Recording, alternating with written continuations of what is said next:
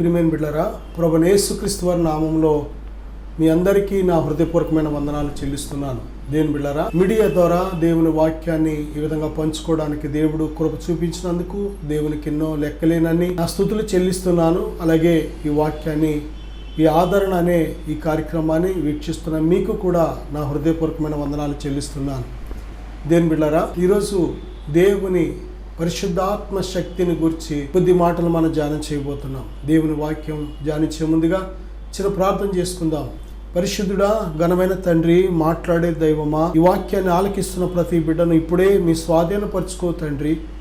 నాయనా, వినే చెవి, గ్రహించే హృదయం ఇప్పుడే వారికి దయచేయమని, మాట్లాడమని యేసుక్రీస్తు వారి నామంలో ప్రార్థిస్తున్నాను తండ్రి, ఆమేన్. దేవుని బిడ్డలారా, ఈరోజు పరిశుద్ధాత్మ శక్తిని గురించి దేవుని వాక్యాన్ని మనం ధ్యానం చేయబోతున్నాం. ప్రియబిడ్డలారా, క్రైస్తవ్యం అనగానే దేవుని శక్తి చేత నడిపించబడేది. క్రైస్తవుడు అనగానే దేవుని శక్తి చేత జీవించేవాడు. ఎందుకంటే బైబిల్ చెప్తుంది, నీతిమంతుడు విశ్వాసం మూలంగా జీవించు. నీతిమంతుడు ప్రభువైన యేసుక్రీస్తునందు విశ్వాసం ద్వారానే మనం రక్షించబడుతున్నాం. ప్రభువైన యేసుక్రీస్తునందు విశ్వాసం ద్వారానే మనము ఉచితంగా పరిశుద్ధులుగా తీర్చబడ్డాం. ప్రభువైన యేసుక్రీస్తునందు విశ్వాసం ద్వారా ఆయన రక్తం చేత కడగబడి మన పాపములకు పాప క్షమాపణ పొందుకుని ఉన్నాం. విశ్వాసము ద్వారానే మనము పరిశుద్ధాత్మను కూడా పొందుకున్నాం. పరిశుద్ధాత్మ ఎప్పుడైతే మన హృదయంలోకి వచ్చారో, అపొస్తలుల కార్యాలు 1:8 మనం చూసినట్లయితే, అయినను పరిశుద్ధాత్మ మీ మీదకు వచ్చినప్పుడు మీరు శక్తిని పొందెదరు గనుక భూ దిగంతముల వరకు, దేవుని బిడ్డలారా, భూ దిగంతముల వరకు మీరు నాకు సాక్షుల ఇందురని దేవుడు సెలవిచ్చారు. దేవుని బిడ్డలారా, ఈరోజు దేవుని పిల్లలుగా మనం జీవించాలంటే, దేవుడు కోరుకునే ఆ ఉన్నతమైన స్థితిలో మనం జీవించాలంటే తప్పనిసరిగా దేవుని శక్తి మనకు అవసరం. ఏ వ్యక్తి కూడా దేవుని శక్తి లేకుండా క్రైస్తవుడు కాలేడు. దేవుని ఆత్మశక్తి చేత మాత్రమే మనము ప్రభు కోసం బ్రతకగలం. దేవుని బిడ్డలారా, శరీర సంబంధులు దేవునిని సంతోషపరచలేరు.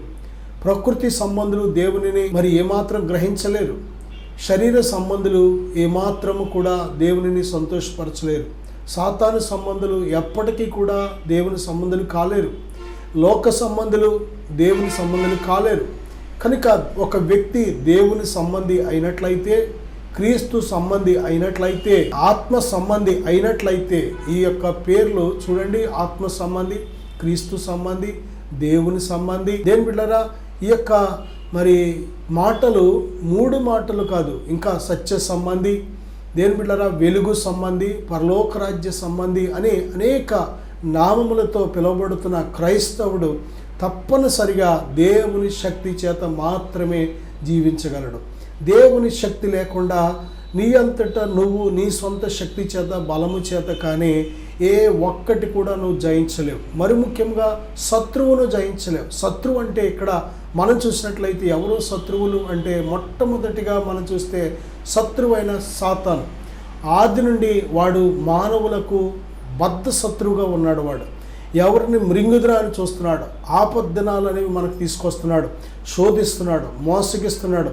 మరి అనేక తంత్రాల చేత మనను తప్పుదా పట్టిస్తున్నాడు. దేవునితో సహవాసం చేయకుండా, దేవునిని తెలుసుకోకుండా, దేవునిని ప్రేమించకుండా, దేవునితో నడవకుండా మన జీవితం పూర్తిగా దేవునికి విరోధంగా మనల్ని త్రిప్పుతున్నది ఎవరంటే శత్రువైన సాతాను. ప్రియబిడ్డలారా, ఈ విషయాన్ని మనం గ్రహించాలి. మనల్ని సృజించిన సృష్టికర్తకు ఏమాత్రం మనం ఇష్టంగా జీవించట్లేదు అంటే ఇది శత్రువు చేస్తున్న పని అనే విషయాన్ని మనం గ్రహించాలి.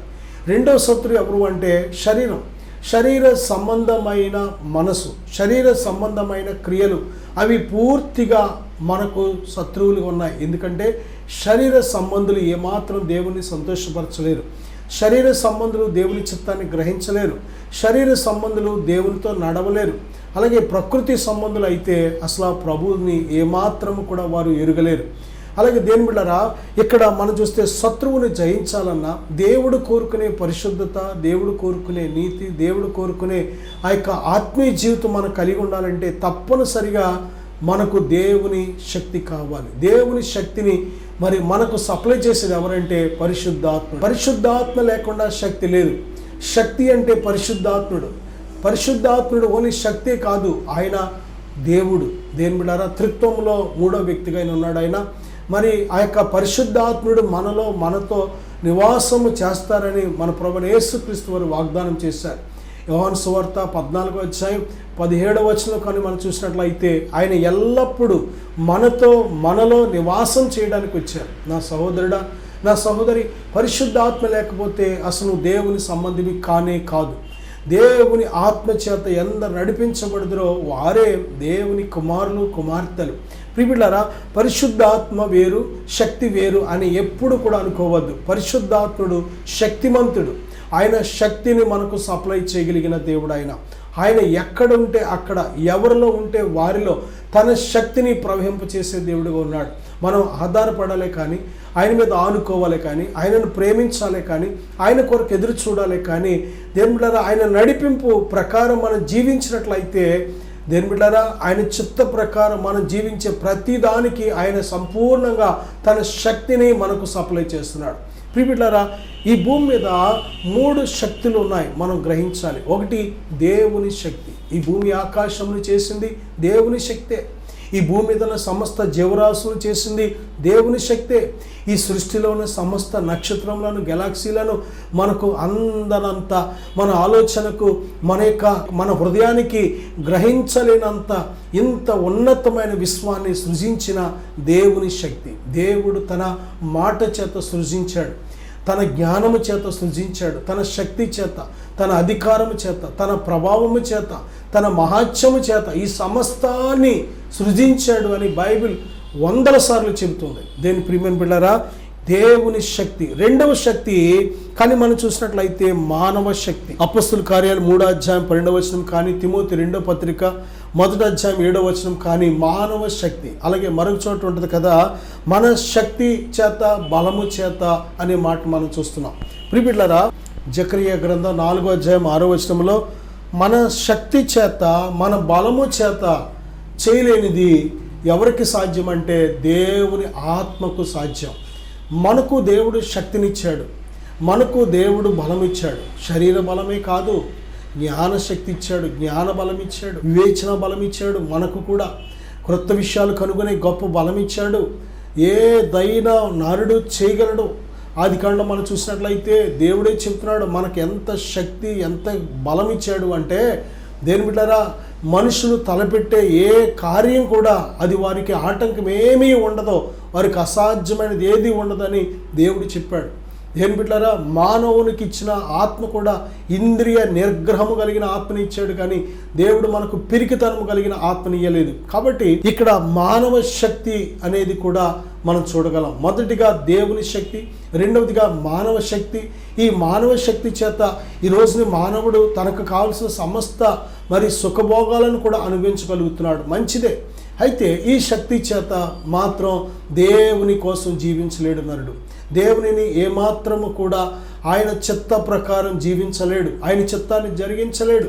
దేని బిడ్డలారా, ఎందుకంటే మానవ శక్తి, మానవుని యొక్క బలము ఇవన్నీ కూడా కేవలం మనిషి యొక్క స్వైచిత్తాన్ని చేయడానికి మాత్రమే ఉపయోగపడతాయి. కానీ దేవుని చిత్తం చేయడానికి ఈ శక్తి, ఈ బలము, సామర్థ్యతలు చాలనే చాలు. ఎందుకంటే దేవుడు కోరుకునే ఆ యొక్క సంపూర్ణమైన దేవుని బిడ్డలారా ఆత్మీయ జీవితంలో మనం జీవించాలి అంటే దేవుని బిడ్డలారా శత్రువుని జయించాలి, దేవుడు కోరుకునే పరిశుద్ధతలో మనం జీవించాలి, అలాగే శోధనలు జయించాలి, శ్రమ జయించాలి. దేవుడు ఆయన చిత్త ప్రకారం మనం ఏదైనా చెయ్యాలి అంటే తప్పనిసరిగా పరిశుద్ధాత్మ దేవుడు దయచేసే దైవిక శక్తి మనకు కావాలి. దేవుని బిడ్డలారా, ఆయన శక్తి మనలో ఎలాగా వస్తుందంటే కేవలం పరిశుద్ధాత్ముడు మనలో నివాసం ఉంటేనే ఆ శక్తిని మనము అనుభవించగలుగుతాం, ఆ శక్తి చేత జీవించగలుగుతాం. ఆ పరిశుద్ధాత్మ శక్తి చేత సంపూర్ణమైన దేవుని చిత్తాన్ని మనం నెరవేర్చగలుగుతాం. ఇక 3వ శక్తి ఉంది. ఏ శక్తి అంటే సాతాను శక్తి. దేని బిడ్డలారా, ఎఫెసీ పత్రిక 3వ అధ్యాయం 7వ వచనం కానీ, తెస్సలోనిక 2వ పత్రిక 2వ అధ్యాయం 12వ వచనం కూడా మనం చూస్తే సాతాను శక్తిని గురించి కూడా మనం ఇక్కడ చూడగలం. సాతాను శక్తి ఈరోజుని పాపం వైపు ప్రేరేపించేది పూర్తిగా సాతాను శక్తి. దేవుని అపార్థం చేసుకునేలాగా చేసేది సాతాను శక్తి, సాతాను బలము, సాతాను జ్ఞానము, సాతాను యుక్తి, దేవుని ద్వారా సాతాను యొక్క తంత్రాలు, ఇవన్నీ కూడా సాతాను కూడా చేస్తున్న మరి ప్రయోగాలు అన్నమాట. కనుక వాడు కూడా మరి ఏమి చేయడానికి శక్తిని సప్లై చేస్తాడు అంటే, దేని బిడ్డారా, కేవలము దేవునికి విరోధమైన కార్యాలు చేయడానికి వాడు తన శక్తిని ప్రేరేపిస్తూ ఉంటాడు. ప్రియబిడ్డారా, చూడండి, ఇస్కరియోతు యూదా తను మరి ప్రభు అయిన యేసుక్రీస్తు వారిని అమ్మడానికి 30 వెండి నాణేలు అమ్మడానికి ఆ యొక్క ప్రధాన యాజకుల దగ్గరికి వెళ్ళాడు. చూసారా, తనను ప్రభు నుంచి దూరంగా నడిపించింది ఏ శక్తి అంటే సాతాను శక్తి. సంసోనుని దేవుడు అభిషేకిస్తే తన ఆత్మశక్తి చేత ఎంత బలమైన కార్యాలైనా చేయగలిగిన వాడు. దేని బిడ్డారా, చూడండి, ఆ యొక్క ఫిలిష్తీయులు వచ్చినప్పుడు ఏమాత్రము జయించలేని స్థితిలో బలహీనమైన సామాన్యమైన మానవుడిగా తయారవడానికి కారణం ఏంటంటే, తనను మోసగించి ఆ బలమంతా తన నుంచి పోయేలాగా చేసింది ఏంటంటే సాతాను శక్తి. ప్రియబిడ్డారా, సాతాను వాడు యుక్తిగా ఏం చేశాడు అంటే, ఒక స్త్రీని, దేని బిడ్డారా, ఆ స్త్రీని వాడుకొని ఆ యొక్క మర్మము ఎందులో ఉందనేది తెలుసుకొని ఆ యొక్క జుట్టుని కత్తిరించేలాగా చేసింది అంతా కూడా ప్లానింగ్ ఎవరంటే శత్రువైన సాతాను. దేని బిడ్డారా, నీ జీవితంలో కూడా మరి నువ్వు ఓడిపోయేలాగా చేసేది శత్రువు సాతాను.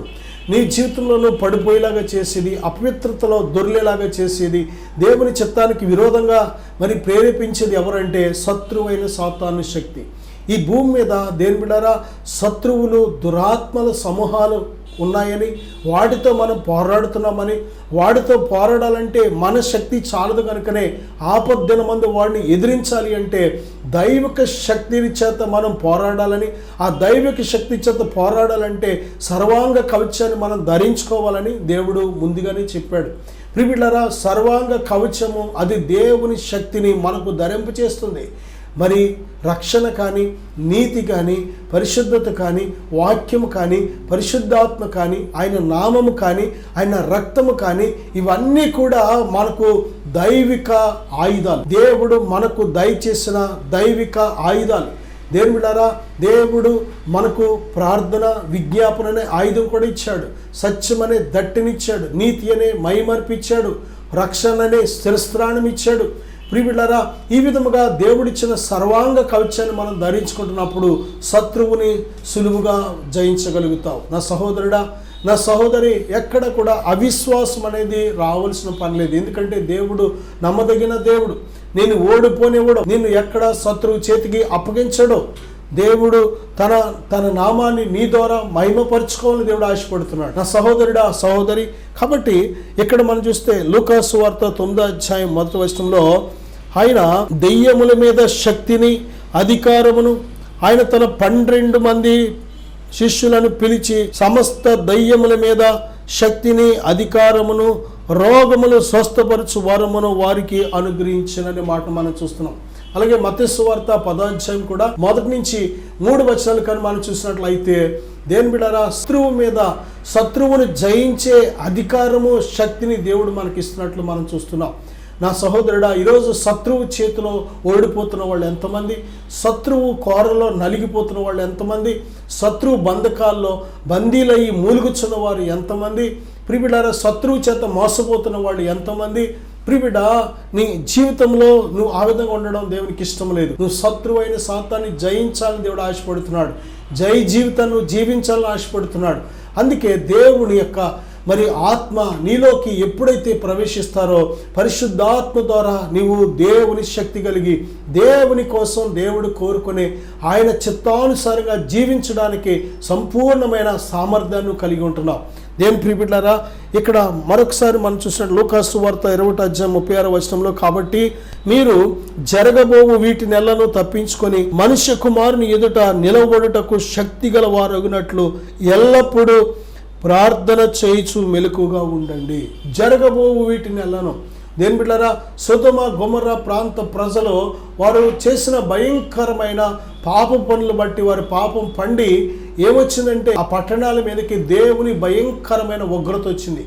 అగ్ని గంధకాలతో ఆ పట్టణాలను దేవుడు కాల్చివేసేసాడు. ఈ రోజు వరకు కూడా సొదొమ గొమొర్రా ప్రాంతాలు మనం చూసినట్లయితే గంధకంతో నిండిపోయి, ఆఖరికి మన గూగుల్ మ్యాప్తో సెర్చ్ చేసినా సరే ఆ యొక్క సొదొమ గొమొర్రా ప్రాంతాలు ప్రియబిడ్డలారా అగ్ని గంధకాలతో నిండిపోయి, సొదొమ అనగానే సేమ్ సెక్స్ అని అర్థం. స్త్రీలు, పురుషులు ఆ రోజు నుంచి ఈ రోజు వరకు కూడా ఈ భయంకరమైన పాపం. ఓ ప్రక్కన వ్యభిచారం ఒక పాపం అయితే, దేవుని బిడ్డలారా ఒకే లింగం అంటే సేమ్ సెక్స్, స్త్రీలు పురుషులు కలిసి అవాచ్యమైన భయంకరమైన దుర్మార్గపు పనులు చేయడానికి పూనుకున్నారు. దేని బిడ్డారా, కాబట్టి వారి పాపం పండింది, దేవుని ఉగ్రత వచ్చింది. ఈ రోజును కూడా మనం చూస్తున్నాం. దేని బిడ్డారా, ఈరోజు మనుషులు ఎంత విచ్చలవిడిగా ఎంత భయంకరంగా జీవిస్తున్నారు. దేని బిడ్డారా, భర్త అంటే భయం లేదు, భార్య అంటే ప్రేమ లేదు, గౌరవం లేదు, తల్లిదండ్రులు అంటే ఏమాత్రం భయభక్తులు లేవు, ఒక బాధ్యత లేదు.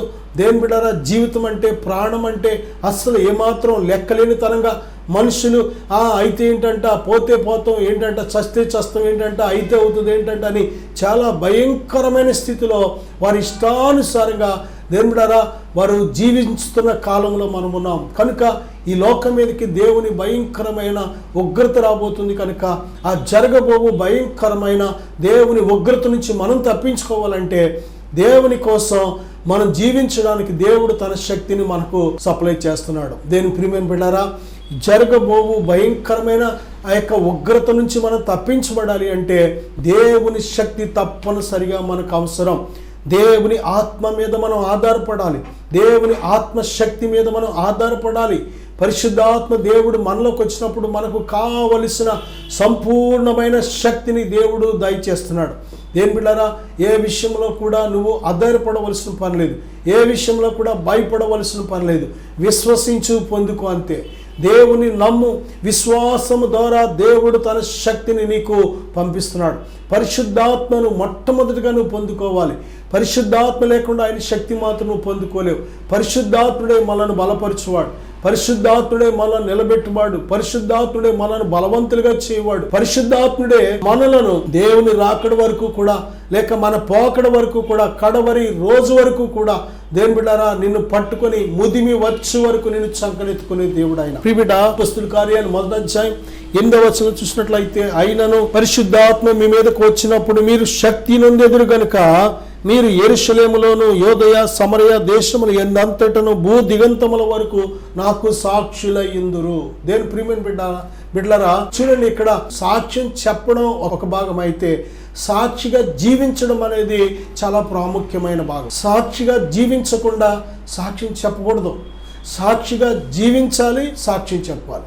సాక్షిగా జీవిస్తున్నప్పుడు సాక్ష్యమే చెప్పక్కర్లేదు, నువ్వు జీవించే జీవితమే సాక్ష్యం చెబుతుంది. నిన్ను చూస్తున్న వారు, నిన్ను వింటున్న వారు చదువుతారు కనుక, నిన్ను పరిశీలన చేస్తూ ఉంటారు కనుక నీ జీవితమే వారికి సాక్ష్యంగా నిలుస్తుంది. దేని బిడ్డలారా, మనము చెప్పిన సాక్ష్యం కంటే చాలా పవర్ఫుల్ ఏంటో తెలుసా?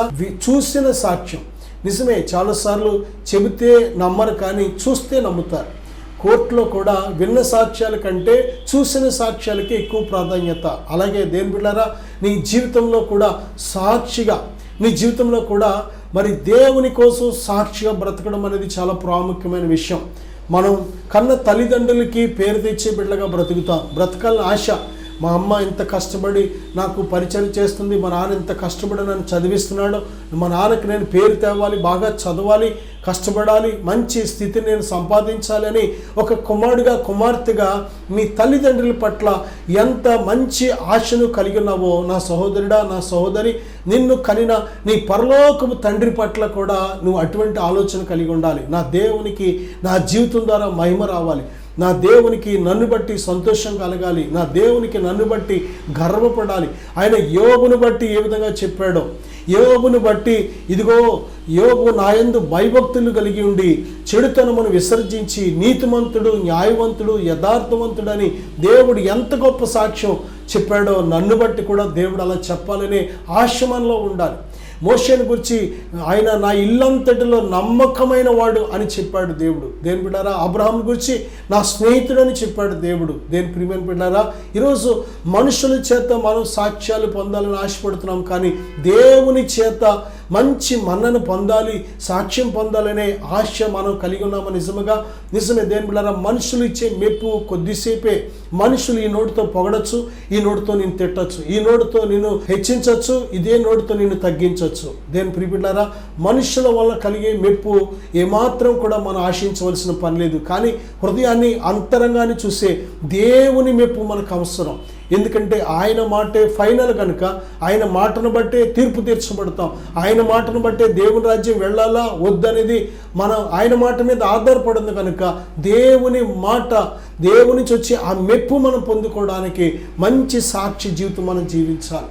నా సహోదరుడా, శోధనలు వస్తాయి, అయినా నువ్వు జయించగలవు. ఎందుకంటే పరిశుద్ధాత్మ నీలో ఉన్నప్పుడు, పరిశుద్ధాత్ముడు నీతో ఉన్నప్పుడు నీకు సమస్తము సాధ్యమే. శోధన జయించగలవు, శ్రమను జయించగలవు, దేని బిడ్డ ప్రతి పరిస్థితిని జయించగలవు. అక్కడికి శత్రువులను సైతము ప్రేమతోను జయించగలవు. దేవుడు నీతో ఉన్నప్పుడు నీకు అసాధ్యమైంది ఏమీ లేదు. ఇది మనుషులకు అసాధ్యమే. మానవ శక్తి బలము చేత జీవిస్తే ఇది మనుషులకు అసాధ్యమే, కానీ దేవునికి అసాధ్యమైనది ఏమీ లేదు. కనుక దేవుని ప్రియమైన బిడ్డలారా, ఇది అనుకూలమైన సమయం. దేవుని శక్తి చేత దేవునికి సాక్షులుగా మనం బ్రతకాలి.